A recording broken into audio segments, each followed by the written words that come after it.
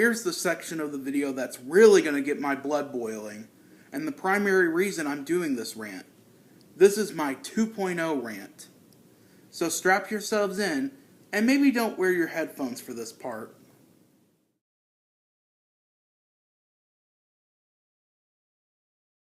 The story of Chuck E. Cheese 2.0 began around August 2017, when it was announced that Chuck E. Cheese would be remodeling their stores. Now, this was only going to be at about 7 locations, and depending on how well they were received, they would continue to remodel. Almost immediately, this concept was universally hated by all CEC fans, mostly because of a certain feature that I will mention later. In late 2019, CEC announced that every location would be redesigned into this new 2.0 store. I was shocked to hear this news because the test locations were hated. So what were these new stores like? Well, let's take a look at the new Chuck E. Cheese stores while giving my pros and cons. Starting with the exterior, it actually doesn't look too bad. I kinda like the green, white, and tannish brown color scheme. Even though I like Phase 3 and Phase 4 better, I will admit they are kinda lacking when it comes to the colors, aside from the logo and awnings. Which, speaking of the awnings, what the hell happened to those? Those are staples of any pizzeria. Why are they gone? And can we talk about that logo? It looks terrible. I hate it when companies make their logos oversimplified, and this is probably one of the worst examples of that. It literally looks like it was done in Microsoft Paint. Even I could do something better than that.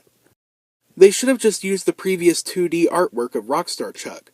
That would look much better. I do appreciate the return of the Pizza Time Theater font, even if it's not on every 2.0 store. And I must say, 2.0 at night looks fantastic. Moving on to the interior of the restaurant, this is where you start to see the problems with 2.0. One of the main problems is how oversimplified everything is. I feel like I'm walking into a daycare center, and the whole place just feels cheap. That being said, I do like some of the details spread around the restaurant, like how the kitchen is referred to as Pasquale's kitchen, and I also like the colorful ticket imagery on the top of the walls, and at the prize counter. The U1 sign at the prize counter is also a nice touch. Alright, I think it's time to address the elephant in the room. No, not that one. I'm talking about the entertainment, the most hated part of Chuck E. Cheese 2.0. So this is the new entertainment of CEC 2.0, a dance floor and a giant TV. Now at first glance, it might not look that bad. You've got a pretty floor, weird looking wall art that I don't like, but whatever. And there's now portraits of the 5 main characters, and oh yeah, they got rid of the animatronics. Oh, did you not hear me? They got rid of the animatronics! That's right, the beloved animatronics who have been with the company since the very beginning are now being phased out in favor of a dance floor. This is what CEC 2.0 is only known for, the loss of our beloved animatronics, even though the company has been removing animatronics from the stores for about 10 years. Shortly after Rockstar Chuck was introduced, a brand new stage called the Circle of Light stage was created, which was a stage that only had one Studio C Chucky bot, and even though I don't like the stage either, it at least has a bot. Then other locations got the stage without a bot, but still a stage for the walk-around mascot to perform on. This was still terrible, but at least a stage was still there. But then the stage was omitted from the newer Circle of Lights and is now just a wall. But at least it has pretty colors and bright lights to look at. 2.0 offers none of that. Hell, even the prototype stage was created in 2015 weren't as controversial, because no one gave a about it in the first place, and expected it to not stick around. So who is responsible for the dance floor? Who would do such a thing to our beloved animatronics? It was none other than former CEO Tom Leverton. He was quoted as saying the animatronics had become the sideshow, as well as the kids have stopped looking at them years ago. Gee, Tom, I wonder why the animatronics became the sideshow. Well, it's because your dumbass self and the company executives made them the sideshow. I mean, think about it. When was the last time you saw the animatronics in commercials or in any other piece of CEC marketing? Yeah, that's what I thought.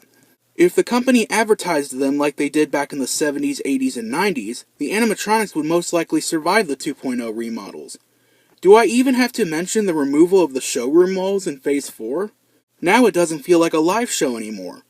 Also, the removal of the animatronics kind of defeats the purpose of the characters. I mean, they are a band, and are seen multiple times playing instruments, so why take that away? And Tom, what do you mean the kids stopped looking at the animatronics? No, they didn't. That's complete and total bull. While I haven't been to a Chuck E. Cheese in 10 years, I remember the last time I was there, the showroom was always packed with people watching the show. And even today, kids do still watch the shows. The popularity of animatronics only increased thanks to a little game called Five Nights at Freddy's. And while yes, FNAF may have given animatronics a bad name, it also got more people interested in animatronics, and their popularity is continuing to increase. So why would Chuck E. Cheese remove them now? That is a very stupid decision. Thank God he's gone from the company. Not that David McKillips is any better. And guess what? Even kids think removing the animatronics is dumb and stupid. To the point where this one kid was so passionate about the animatronics, he caught the attention of David McKillips, which usually never happens.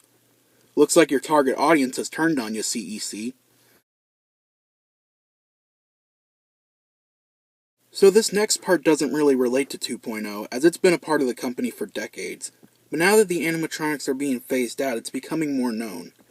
That's the fact that Chuck E. Cheese destroys their animatronics when a location closes or remodels.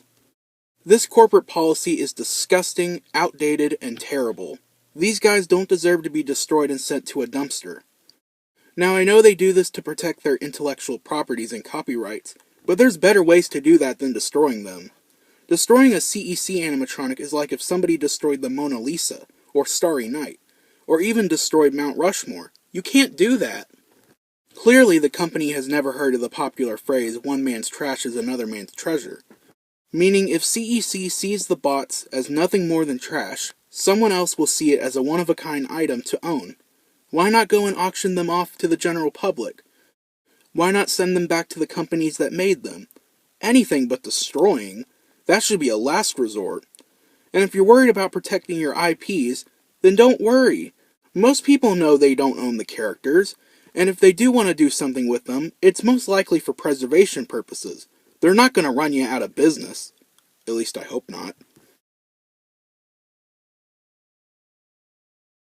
Okay, I think I've said everything about the animatronics. If you couldn't tell, I'm very, very much against the whole remove animatronics and destroy them policy.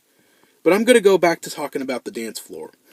The whole dance floor concept is extremely flawed. It might sound fine on paper, but when it becomes a real thing, you start to see the problems. The dance floor only exists not because the company wants to be modern. Hell, I would argue dance floors are way more dated than animatronics. But they exist simply because of budget cuts. I say budget cuts because the animatronics are quite expensive and hard to maintain. But guess what? So is the dance floor. Don't believe me? Well, I read a comment from somewhere, and I can't remember what it was from, but it was from a Chuck E. Cheese technician, and they said the dance floors are extremely hard to fix, and constantly malfunction. At least when the animatronics break, there's available parts. I don't know how in the world you could fix this piece of shit.